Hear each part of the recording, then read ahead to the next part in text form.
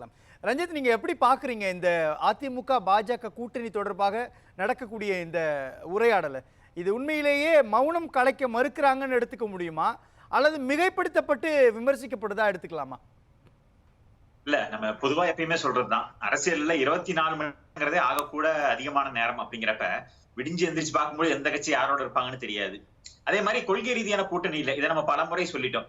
இங்க இந்தியால எந்த கட்சி இருந்தாலும் சரி, கொள்கை அப்படிங்கிறது கிடையாது, வெற்றிக்கான கூட்டணி தான். பாஜக மட்டும் சற்று கொஞ்சம் வேறுபட்டு இருக்கு. என்னன்னா, தேர்தல் அரசியலையும் தாண்டி மக்களுக்காக அரசியல் பண்ணக்கூடியவர்கள் பாஜக கொள்கையை ஏத்துக்கிட்டு வந்தா ஏத்துக்குவாங்க. அதாவது அவர்களுக்கு வந்து எண்ணிக்கை பலம், ஓட்டு பலம் அப்படிங்கிறதையும் தாண்டி சின்ன சின்ன கட்சிகளையும் இணைத்துக் கொள்ளக்கூடிய இருக்கக்கூடிய கட்சியா இருக்கு. அவர்கள்ட்ட வாக்கு வங்கி இல்ல, அவர்கள் வந்து அதிகமான எம்பிகள் இல்ல அப்படின்னு யாரையுமே புறம் தள்ளாது.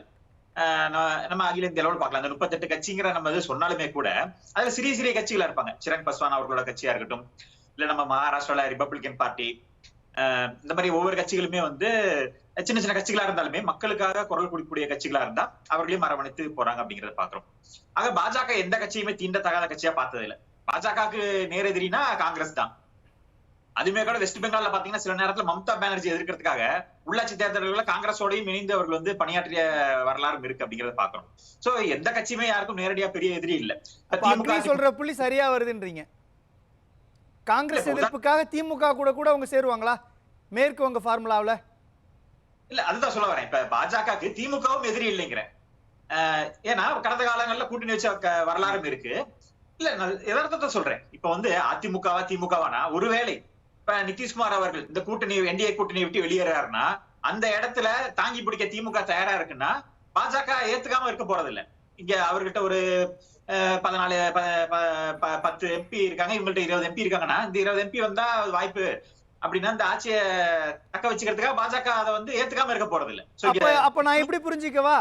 தீண்டத்தகாத கட்சின்னு சொன்னாங்க, வாக்கு வங்கி இல்லாத கட்சின்னு சொன்னாங்க, பாஜக வந்து சேர்ந்துச்சுன்னா தோத்துருவோன்னு சொன்னாங்க, அப்படின்றதெல்லாம் வந்து திமுகவை பார்த்து அண்ணாமலை சொல்றதா தான் பொருள்படுமா? இல்ல, அதாவது இப்ப என்ன சொல்றேன்னா, விமர்சனங்கள் இருக்கலாம். பீகார்ல நிதிஷ்குமார் அவர்கள் மேலேயும் விமர்சனங்கள் இருந்துச்சு.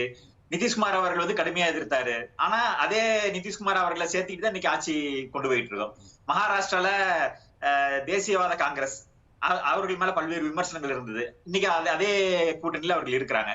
டிடிபியோட பிரச்சனை இருந்துச்சு, இன்னைக்கு டிடிபி கூட்டணியில வந்துட்டாங்க. சோ விமர்சனங்கள் எதிர்முகாம்ல போகும்போது அவர்கள் விமர்சிக்கிறதும் அதை வந்து திரும்ப வந்து ஒரு கருத்தியல்ல ஒன்று போய் தேர்தல் வெற்றிக்காகவோ இல்ல வந்து ஆளுங்கட்சியா இருக்கவர்களை தோற்கடிக்கவோ ஒரு கூட்டணி அமைக்கிறது வந்து தேர்தல் கலா யதார்த்தம் தான். இல்ல, நான் கேட்கறது உடைச்சு பேசலாம் ரஞ்சித். நீங்க சொல்ற சரியான புள்ளியில நோக்கி நகர்றீங்க நீங்க.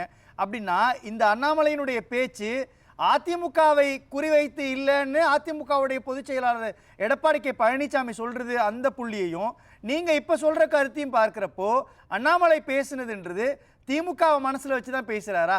நாடாளுமன்றத்தில் நிதிஷ்குமாரோ அல்லது சந்திரபாபு நாயுடுவோ ஏதாவது ஒரு ஸ்டாண்ட் எடுத்தாங்கன்னா அந்த இடத்துல திமுக வந்து நிக்குன்ற நம்புறாரா?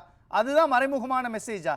இப்ப கூட்டணி தொடர்பான கருத்து இல்லது இல்ல. அண்ணாமலை அவர்கள் வெளிப்படையா அதிமுகன்னு குறிப்பிட்டு சொல்லாதனால நம்ம ஒவ்வொருத்தரும் ஒரு கண்ணோட்டத்தில் எடுத்துக்கலாம் அப்படிங்கறத பாக்கலாம். அதுக்குதான் இந்த உதாரணங்கள் சொன்னேன். அது திமுகவா கூட இருக்கலாம், திமுக கூட நாளைக்கு வந்து எங்களோட சேருவாங்க அப்படிங்கிறதுக்கான ஒரு இதா கூட நம்ம எடுத்துக்கலாம். இல்ல அது அதிமுகவாவும் இருக்கலாம் அப்படின்னு. ஏன்னா அண்ணாமலை அவர்களே கூட சொன்னாரு, நான் எந்த கட்சியும் வந்து குறிப்பிட்டு சொல்லல அப்படிங்கிறத சொன்னாரு. சில நேரம் பாஜகவோட சேர்றதுக்கு ஒரு தாவேகா கூட வந்து முயற்சி பண்ணலாம். பவன் கல்யாண் அவர்கள் வந்து ஆந்திரால சேர்ந்த மாதிரி நம்மளும் இங்க வந்து பாஜகவோட சேர்ந்து போலாமா, மத்திய ஆட்சியில இருக்காங்க, நம்ம தமிழகத்தை திமுக மட்டும் எதிர்ப்போம் அப்படின்னு கூட ஒரு இதாக ஒரு தூது கூட விட்டுருக்கலாம். அதை கூட ஒரு வச்சு சொல்லியிருக்கலாம் அப்படிங்கிறத பாக்கலாம். சோ அதனால வந்து நேரடியா அவர் சொல்லாதனால இப்படி நம்ம சுத்தி வளைச்சுதான் எடுத்துக்க வேண்டியதா இருக்கு அப்படிங்கிறத பாக்குறோம். இன்னொன்னு அதிமுகவுமே பாத்தீங்கன்னா இப்ப அவர்கள் வந்து இன்னும் நீண்ட காலம் இருக்கு அப்படிங்கிறப்ப அதை ஒரு ராஜ தந்திரமா கொண்டு போறாங்க. இன்னைக்கே வந்து பாஜகவை எதிர்த்துக்க வேண்டாம், இன்னைக்கு திமுகவை மட்டுமே எதிர்ப்போம் அப்படிங்கிற ஒரு நிலைப்பாடுல போறாங்க அப்படிங்கறத பாக்கலாம். இயல்பாவே என்னன்னா பாஜகவை வந்து என்னன்னா இங்க வந்து ஒரு திமுக வந்து ஒரு எப்படி கொண்டு போயிட்டாங்கன்னா தேசிய கட்சிகள் எல்லாத்தையுமே வந்து ஒண்ணு காங்கிரஸ் வந்து முடக்கிட்டாங்க, அவரோட வளரோடாம அவர்கள் வந்து கண்டக்ட் பண்ணிட்டாங்க. இப்ப பாஜக வளர்ந்துகிட்டு வரப்ப அது மேல வந்து ஒரு வெறுப்பு பிரச்சாரத்தை கொண்டு வந்துட்டாங்க. அதே மாதிரி பாஜகவோட அந்த நிலைப்பாடுகளுமே சிலது பாத்தீங்கன்னா தமிழகத்துக்கு எதிராக இருக்கிற மாதிரி தோற்றம் உருவாகுது. உதாரணத்துக்கு நீட்டு, அது நல்லதுதான், ஆனாலுமே அது தமிழகத்துக்கு மட்டும் எதிராக இருக்குது. அது நீட்டுனாலே வந்து ஒரு கொடிய நோய் அப்படிங்கிற மாதிரி ஒரு பிம்பத்தை உருவாக்கிட்டாங்க. இந்த மாதிரி பல்வேறு விஷயங்கள் சொல்லலாம். இப்ப மும்மொழி கேரளால இருக்குது, வெஸ்ட் பெங்கால்ல இருக்குது, பஞ்சாப்ல இருக்குது, பாஜக ஆளாத பல மாநிலங்கள் இருக்கு, பல வருடமா இருக்குது. பாஜக நேரெதிராக கூடிய கம்யூனிஸ்டுகள் மும்மொழி கொள்கை தான் கேரளால கொண்டு போயிட்டு இருக்காங்க. ஆனா மும்மொழி கொள்கையினாலே ஏதோ ஒரு தீண்டத்தகாத விஷயம் அப்படிங்கிற மாதிரி அது நம்ம பாஜக தான் கொண்டு வருதுங்கிற மாதிரி அந்த ஒரு வெறுப்பு பிரச்சாரத்தை திமுக ரொம்ப ஆழமா கொண்டு வந்துட்டாங்க. அதனாலேயே பாஜகவோட சேர்றோம் அப்படிங்கறத சொல்றதுக்கு கொஞ்சம் ஒரு பிரச்சனை இருக்க மாதிரி இருக்குது. இப்ப இந்த புள்ளியில தான் நிக்கிறாங்களா? திமுகவும் இதே நிலையில தான் நிக்குது, அதிமுகவும் இதே நிலையில தான் நிக்குதுன்னு மதிப்பிடுறாரா ரஞ்சித்குமார்? இல்ல, திமுக வந்து இதை கட்டமைக்கிறாங்க.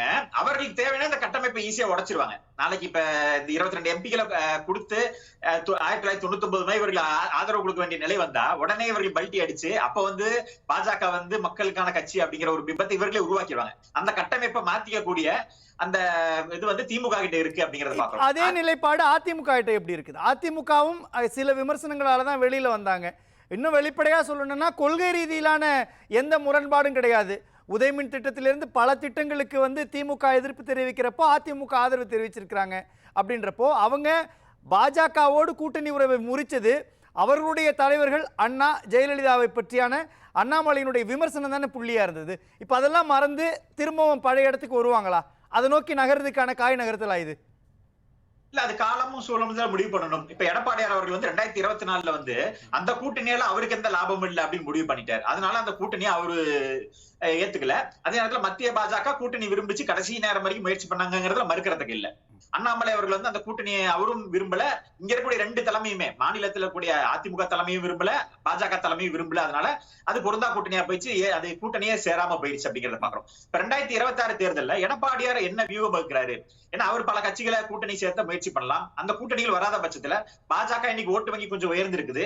அந்த ஓட்டு தனக்கு தேவைப்படும் அப்படிங்கிற பட்சத்துல அவரும் கொஞ்சம் தன்னோட இதை தளர்த்திக்கலாம். சில ஒரு ஏன்னா நம்ம சொன்ன கொள்கை கூட்டணி அப்படிங்கிறது கிடையாது, சித்தாந்த கூட்டணிங்கிறது ஒண்ணு கிடையாது. இல்ல அப்படின்னா உடைச்சு பேசலாமே. அதிமுக பாஜக கூட்டணி அமைஞ்சிச்சுன்னா பாதகம் யாருக்கும் இல்ல, இந்த 2 கட்சிகளுக்கும். அந்த நிலைப்பாட்டுல மக்கள் இருக்கிறாங்கன்னு நம்புறாங்களா 2 பேரும்? அதுதான், அதுக்கு இன்னும் காலம் இருக்கு இல்லையா? இப்ப நம்ம சொன்ன மாதிரி இன்னும் வரக்கூடிய காலங்கள்ல பாஜகவோட செயல்பாடுகள் எப்படி இருக்க போகுது, நிலைப்பாடு எப்படி இருக்க போகுது, சில நேரங்களில் தேர்தலுக்காக சில விஷயங்களை தளர்த்துக்கிறாங்களா, இல்ல அவர்களோட பிரச்சார வலிமை, உதாரணத்துக்கு இப்ப மும்மொழி கொள்கைக்கு வந்து ஆதரவான பிரச்சாரம் எடுத்திருக்காங்க, அந்த பிரச்சாரத்தோட வலிமை எப்படி இருக்க போகுது, அதோட ஆதரவு எப்படி இருக்க போகுது, அது மக்கள்கிட்ட ஏகோபித்த ஆதரவை வரவேக்குது, இந்த ஹிந்தி திணிப்புங்கிற அந்த பிம்பம் உடையுது அப்படின்னா அப்ப பாஜகவோட இணக்கமா போக அதிமுக வரலாம். அப்ப அந்த காலமும் சூழலும் முடிவு பண்ணும். திமுக என்கிற கட்சியை, திமுகவினுடைய அரசாங்கத்தை பாஜகவும் அக்ரெசிவா எதிர்க்கிறாங்க, அதிமுகவும் அக்ரெசிவா எதிர்க்கிறாங்க, மற்ற திமுக எதிர்ப்பு மனநிலையில் இருக்கக்கூடிய கட்சிகளும் எதிர்க்கிறாங்க. அப்படின்றப்போ இது எல்லாமே ஒரு கூட்டணியை நோக்கி பயணத்திற்கான ஒரு படியா மாறுதா இது?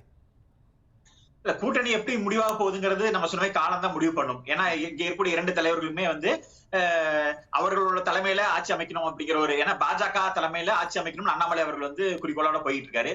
அதிமுக இருக்கும்பொழுது எடப்பாடியார் அவர்கள் பெரிய கட்சியா இருக்கு, அவர் தான் வந்து முதல்வர் வேட்பாளர் அப்படிங்கறது அந்த கட்சி மாற்றம் ஏற்படுத்திக்க மாட்டாங்க.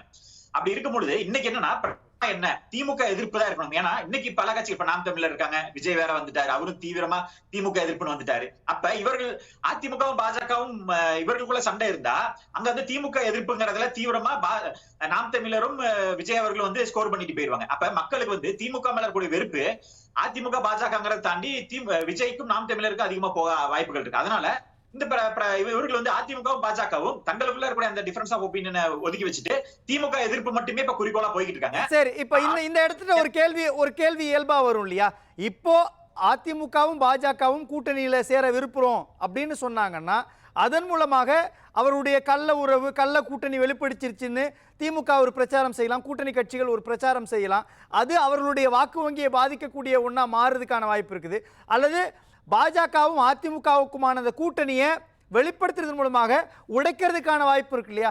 இதெல்லாம் எதுக்கு தேவை? இந்த சர்ச்சைகள் வேண்டான்ற நிலையோட உங்க மௌனம் காக்குறாங்களா இதை? இல்ல, நம்ம சொன்ன மாதிரி இப்ப வந்து கூட்டணி தேவையில்லை. ஏன்னா இப்ப இந்நேரத்துக்கு கூட்டணி பேச வேண்டிய கட்டாயம் இல்ல 2 பேருக்குமே. ஏன்னா அண்ணாமலை அவர்களுக்கு வந்து இன்னைக்கு கட்சியை வளர்த்துறதா தேவை. இன்னும் ஓராண்டுகள் இருக்கு, முடிஞ்ச அளவுக்கு தனித்து பெரும்பான்மையா கட்சியை கொண்டு வரதுக்கான முயற்சியை கொண்டு வராரு. அது பார்கெனிங் பவரையும் கூட்டும். ஏன்னா அகில இந்தியாவுல பார்த்தோம்னா அந்த பாஜக தன்னை வளர்த்துக்கிட்டு கொண்டு போறது மூலியமா கூட்டணியில இருந்து தனித்து ஆட்சி அமைக்கிற சூழலுக்கு உருவாகி இருக்காங்க அப்படிங்கறத பாக்குறோம் ஒடிசா போன்ற மாநிலங்கள்ல. அதே மாதிரி அதிமுகவும் இன்னைக்கு கூட்டணி தேவையில்லை. தேர்தல் நேரத்துல அந்த ஓட்டு வங்கியை தங்களுக்கு பயன்படுத்திக்கிறாங்களே தவிர இன்னைக்கு அது தேவையில்லை. ஏன்னா இன்னைக்கு கூட்டணி வச்சுட்டு கொண்டு போகணுங்கிற அவசியம் இல்லைங்கிறப்ப தங்கள் கட்சியை வளர்த்ததான் பாக்குறாங்க. அதனால இந்த அமைதி இருக்குது.